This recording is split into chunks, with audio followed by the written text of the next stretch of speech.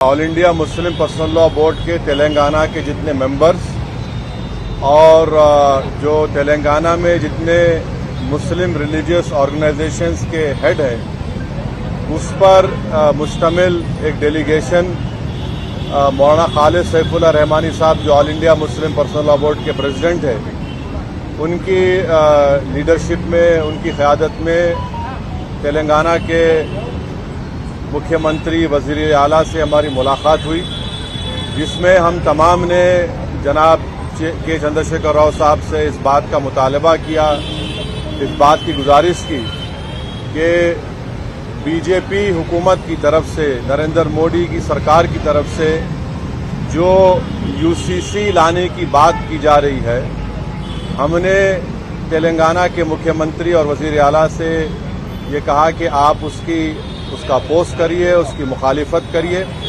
हमने chief minister को इस बात का याद दिलाया कि पिछले 10 साल से तेलंगाना स्टेट में उनकी सरकार है।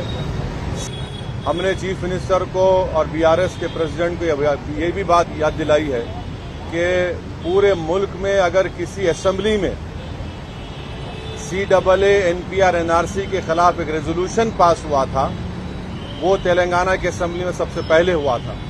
और हमने चीफ मिनिस्टर को अपने रिप्रेजेंटेशन में ये बात दिलाई कि जब CAA का रेजोल्यूशन तेलंगाना में असेंबली में पास हो रहा था तो उस वक्त बीआरएस की हुकूमत ने, सरकार ने उस रेजोल्यूशन में प्लुरलिज्म और सेकुलरिज्म की बात की।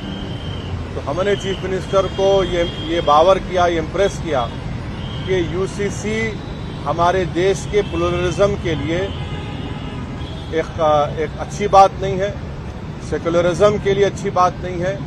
हमने चीफ मिनिस्टर से all India Muslim personal law board ने जो लॉ कमीशन को, जो all India Muslim personal law board ने एक नोट दिया है जो 74 पेजेस पर मुश्तमिल है, उसके इम्पोर्टेंट पॉइंट्स हमारे प्रेसिडेंट मौलाना खालिद सैफुल्लाह रहमानी साहब उनको बताए हैं कि कैसे बीजेपी यूसीसी के नाम पर इस मुल्क के प्लुरलिज्म और सेकुलरिज्म को कमज़ोर करना चाहती है।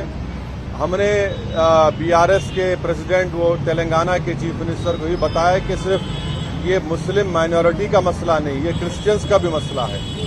ये मसला ट्राइबल से भी जुड़ा हुआ है और सिर्फ नॉर्थ ईस्ट के ट्राइबल नहीं है, तेलंगाना में ट्राइबल है, मध्य प्रदेश में ट्राइबल है, छत्तीसगढ़ में ट्राइबल है, गुजरात में ट्राइबल है, राजस्थान में ट्राइबल है। उनका एक कल्चर है और उसका तहफ़्फ़ुज़ करना, और ये सिर्फ ट्राइबल नहीं बल्कि हमारे हिंदू भाइयों के लिए भी ये चीज़ अच्छी नहीं होगी, क्योंकि हिंदू अनडिवाइडेड फैमिली के तहत 3000 करोड़ का टैक्स रिबेट हमारे हिंदू भाइयों को मिलता है। 2015 के इनकम टैक्स के फिगर्स हैं।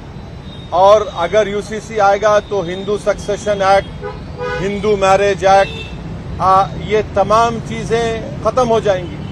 तो ये मुल्क के लिए ठीक नहीं है। हमारे मुल्क का प्लुरलिज्म हमारे मुल्क की खूबसूरती है और भारत के प्रधानमंत्री को प्लुरलिज्म से एलर्जी है, वो प्लुरलिज्म को पसंद नहीं करते।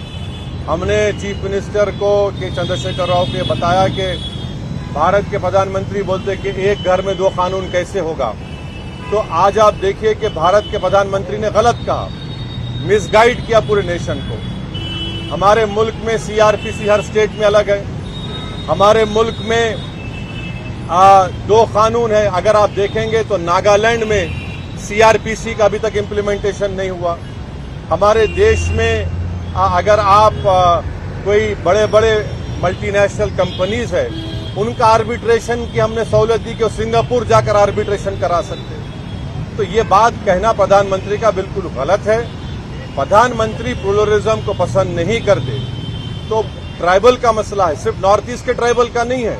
अमित शाह अगर ये नागाज को बोल रहे हैं कि नहीं हम ट्राइबल्स को लॉ कमीशन एक्सेप्ट करेगा, तो फिर छत्तीसगढ़ के ट्राइबल का क्या होगा, तेलंगाना के ट्राइबल का क्या होगा, झारखंड के वो टेनेंसी लॉज का क्या होगा, छत्तीसगढ़ के ट्राइबल्स का क्या होगा। तो ये भारत की खूबसूरती, उसका प्लुरलिज्म है, उसकी डाइवर्सिटी है, जो आरएसएस और बीजेपी को पसंद नहीं आती।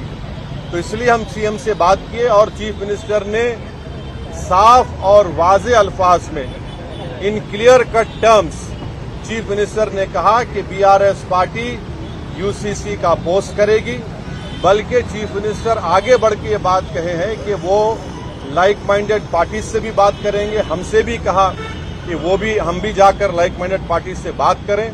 मैं तेलंगाना के डेलीगेशन के बिहाफ पे तेलंगाना के सीएम का शुक्रिया अदा करता हूं कि उन्होंने इन नो क्लियर का बल्कि क्लियर कट उन्होंने कहा कि हम यूसीसी का अपोज करेंगे।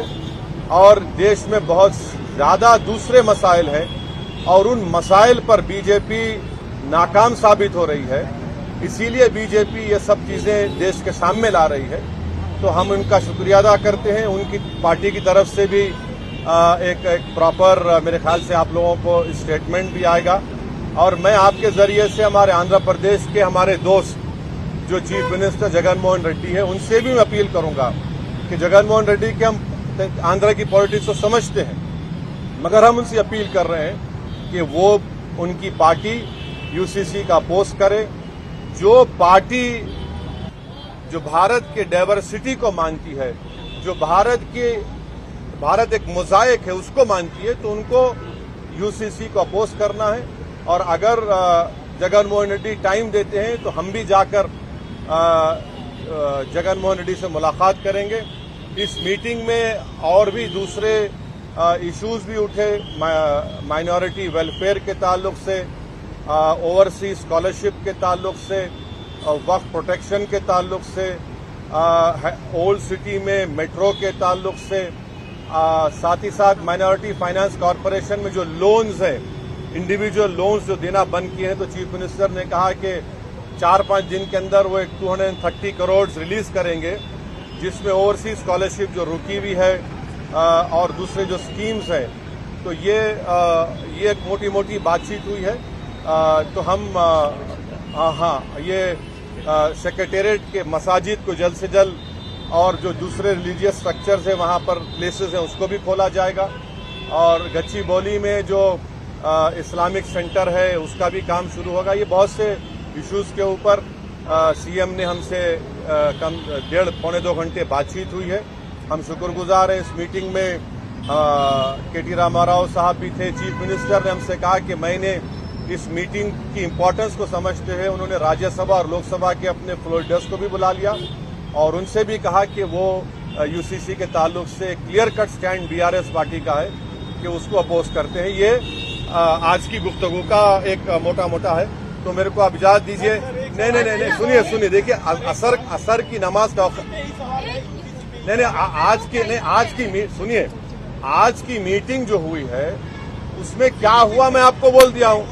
और सुनिए 13 तारीख के दिन आप लोग आ जाइए दारुसलाम को। मैं अपनी पार्टी से जो दूंगा आप पकड़ लीजिए। सवाल ये है कि हमारा सवाल एक सदस्य से है कि आप पार्लियामेंट में नुमाइंदगी करते हैं, मुस्लिम पर्सनल लॉ बोर्ड के मेंबर भी हैं, तो क्या मुस्लिम पर्सनल लॉ बोर्ड ने कुछ ऐसा सेटअप किया है या कुछ ऐसी व्यवस्था की है कि जो लाइक माइंडेड लोग हैं, जो यूसीसी का विरोध करते हैं, उनको नामबंद किया जाए और जो और सदस्य हैं, जो और दूसरी सियासी पार्टियां हैं, उसके लिए कोई खाका आप लोगों ने तैयार किया? नहीं, सुनिए, से सवाल नहीं है।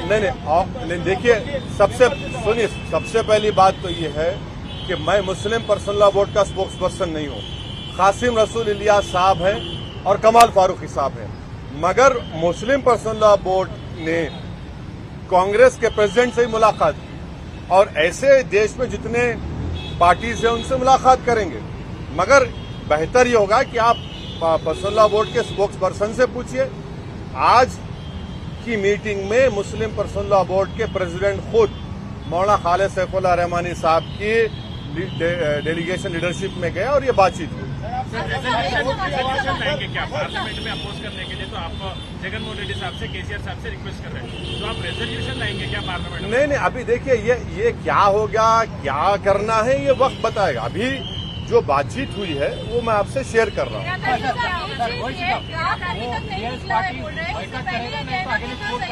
बीआरएस सीएम के अल्फाज ये है कि बीआरएस पार्टी यूसीसी को अपोज करेगा। इसीलिए सीएम ने कहा कि मैंने इस मीटिंग की इम्पोर्टेंस को समझते हुए अपने दोनों राज्यसभा लोकसभा के फ्लोर लीडर्स को बुलाया हूं। नामा नागेश्वरराव साहब भी थे, के साहब भी थे। अब स्ट्रैटेजी ये सब बातें टीआरएस पार्टी आपसे करेगी, मैं नहीं कर सकता हूं। मगर जो वहां पे बातचीत हुई वो आपके सामने रख रहा हूं कि बीआरएस पार्टी यूसीसी का अपोज करेगी। We requested the chief minister that he should take the lead and speak to other like-minded parties. The chief minister said yes, he's already working on it.